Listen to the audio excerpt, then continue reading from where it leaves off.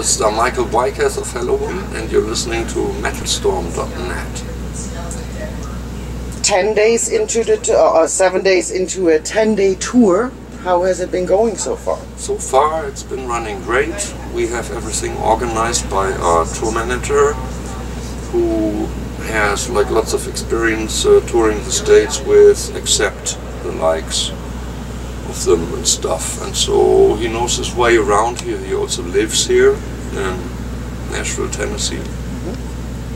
And so you can say that he always spends some extra thought on what he wants to do, and there's always like a good reason behind anything we do here, just so that everything runs smooth and straight and fun. And so we've had other experiences before being over here, and this can be quite dangerous sometimes, even if you don't have the forward thinking for particular things.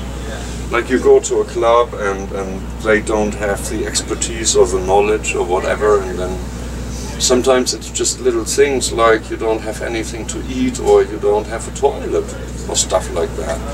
And none of that would ever happen to us right now, so everything is pretty straightforward and thought through. Thought through. Said it right the first time. You guys just played a Rock in Rio, and then you came over to do a club tour. So you personally, what do you prefer, the intimate club tours or the arena gigs? Both has its upsides, both has its advantages and disadvantages. And it doesn't really matter to me, because we're basically here to cater to the fans of ours who are willing to come to some adventurous clubs and occasions. Like recently in Columbus, we played a strange location, you know, that was right next to abandoned buildings and everything, and they would come there, you know, and attend the show, and that's special, you know. It's kind of adventurous and stuff, but they did come, and then, you know, you appreciate that they did something for the show, and we are there to provide it, and you know, that's cool. True. 70,000 tons of metal. I mean, I just saw you there in January. What were your impressions, and would you do it again? Yeah, I mean, I've been pleasantly surprised, because at least I've been treated with good respect, and I haven't had any calamities whatsoever, and you know, it all came along quite natural. It wasn't any of what you could actually think as an artist, you know, being afraid, you know, that you cannot escape the popularity or whatever, and that went down really good. And yeah, sure, I mean, you meet the people, and then you have to give some autographs and do some pictures and stuff. That's what you're there for, to a certain extent. And that's part of the job, so to say. And apart from that, I had no problem whatsoever. That was good, really cool, and sure, we do it again. Almost 30 years of Helloween. In your opinion, has the genre changed over the years? Yeah, it has changed. It will always change. It will always point towards the more extreme rather than the usual or the normal. There will always be bands in the future who will try to play even faster, even more hectical, even more complicated, and then it will come back to like the classical approach of things. And there will be times, you know, when people like it like real fast, real heavy, real aggressive, and then it comes back to the more romantic kind of, and then it will happen at the same time. And then maybe there will be agreement among the people, you know, that both has its place in rock history. And that's the way I'd rather have it. It doesn't always have to be this way or that way. It can be anything at the same time. You got anything special planned for next year's anniversary, or? No. We're still doing more festivals, and then we will get ready for another album production. But we try to play even more shows in between as to what is possible. And it's always hard, you know, to do some special event for like 25 years anniversary or 30 years anniversary. You spend a great deal of time preparing those things. You actually have to prepare for 3 or 5 years, and then when you're finished with the actual anniversary, you can actually try to get started with the next one. If you do that in a 5-year cycle, and then I'd rather say, you know, you do that in a 10-year cycle or 15, or maybe even 25 at best. Because, you know, it takes attention from the next proper album you may want to do. Yeah, so if you get too much into those festivities things and whatever, then, you know, you lose out on the concentration that you actually would need for another proper album. That's more important and better, and we're more interested in that. And for us, it's not so important, you know, how many years we exist. I mean, it's a cool thing, but on the other hand, well, those 25 years were enough, you know, and I'm actually happy we didn't have to do anything for the 10 years or the 15 years before. And you were saying about recording a new album, Straight Out of Hell. Your newest album, I believe, came out in January, right? Yeah, kind of. Kind of. Ranked very, very high in the German charts, not so much here in the United States. Does it really matter these days what chart position an album is in today's? It does matter, but there's so many different charts, and then it depends on which approach you take for which chart you deem important. And none of that actually is really important. And any artist, even Lady Gaga or Katy Perry or whatever, they sell less. They sell about like a fifth of what it used to be, and the whole situation is a mess and a catastrophe, and it's very sad. But you see, you know, these people get along because they still have like a large output and a large fan base and stuff, and so do we to a certain extent. And we are the lucky ones that made it to this point, at least.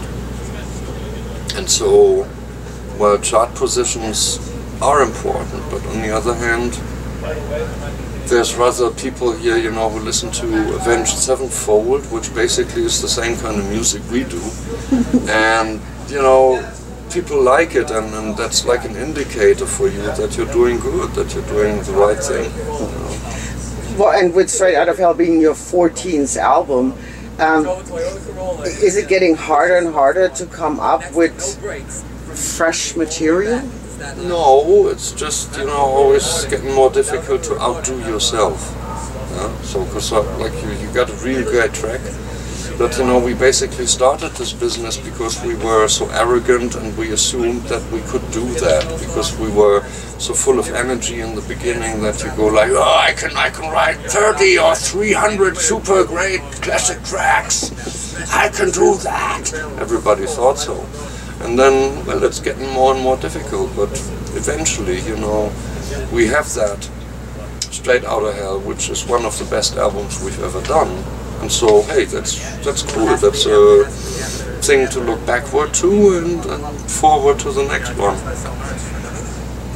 And with Helloween though too, I mean, you guys A, earned a right, and B, proof that you do not follow a musical path. And I mean, us as media and, you know, sometimes the fans might not agree with your decision. Do you take criticism too hard when you write another album?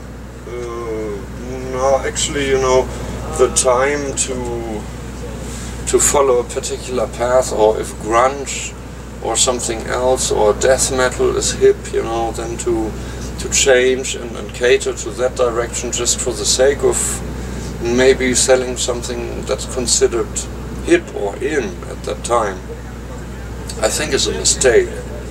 And so we've done that to a certain degree, and maybe it's been considered a mistake, but on the other hand, it feels right in the succession of albums that we have, and we have that back catalogue and everything, and so that's fine, you know, it rests there where it is, and it's a good thing. It only always hurts when something like that happens, and luckily we never had it too much that a record company would talk into the whole thing and want things otherwise. So we were always lucky. We could more or less do what we thought we wanted, and if that was wrong and we wanted to divert ourselves into a certain direction, then it was our own very fault. You know? True. And speaking of your back catalog, how hard or easy is it to put together a set list for a tour? Because you are still promoting the new album, but people want to hear the oldies but goodies. Yeah, that's very hard, but I mean, we've just been told that they've had about enough of the oldies and goodies, and they asked us to play a bit more of the new stuff, and that's what we are doing currently. So when the mood changes again and they come up with different requests, you know, we have a look at the websites and the polls and whatever, and then we try to, well, cater to that as good as we can, you know, to say, okay, particular tracks have been named, and then we try. But I mean, doing a set list of 1.5 to 2 hours is extremely difficult, you know, to come up with a new idea. But basically we stick to what Sasha says, for instance, or Danny, because they're still newer members in the band, even though they're already there for 10 years now, yeah. But still they have a different view on things. So when they say, you know, we can also play this, or can't we, then we tend to say, yeah, we can play that, you know, at best. Because real quick, because you were just saying you're looking like at the message board or whatnot ever. How important is social media these days for a band like Helloween? I mean, I saw that you guys are posting on Instagram and, you know, Facebook and stuff like this. It's not like the old days where, you know, we had cassette trading and, you know, and now everybody has instant contact to their favorite band, like right there. Is that... Can you see the music industry these days without social media? No, absolutely not. Whether you like it or not, that's a different thing. But you know, before you would get letters, and then you would really try hard, you know, to get those letters answered as soon as possible in the past. Otherwise, it would shed a bad light on you if you couldn't freaking answer your fan mail in time. So, I mean, you can compare to that. Obviously now I can't sit down and answer Facebook messages because I don't approve of Facebook, and so that's a different thing, so I don't have to use it. So someone else does it, someone else who is willing to, and so I can sit around Majestic and have a smoke and do other things, but, well, you can always forward your message about things, and that's what we're doing right now here, you know. This is also web-based, and so that's the same. You know, you can do it either way, and everything has something to it. What's next for Helloween after this tour? Well, more festivals and eventually preparations for the next album. Is there, I mean, the album just came out, and I mean, the last couple, they were 2 years apart and then 3 years apart, so is there already a tentative? Well, once we get started with it, it will take a few months to get recorded, then there will be the mixing, and then we're looking at possible release in early 2015 or something, right? And so, something like that. And we don't want to rush things, so you do that, and then you think it over, and then, well, also all the promo machinery, you know, needs to be restarted right then, kick-started and everything, prepared. Then you've got a new album. Well, it's lots of time that goes in there. And you don't want to rush things. True. Last words belong to your fans? Yeah, well, thanks for everybody watching this and listening to this. And, well, you know, get your favorite albums and make yourself a compilation in your MP3 player or what you have, your iPods or anything. Play it on your AirPlay enabled devices or whatever, and have a go. Maybe try a party with friends, and then, you know, you have all your favorite tracks there, and maybe put it in the pool and then put it on random. And, well, whatever you see fit. Thank you.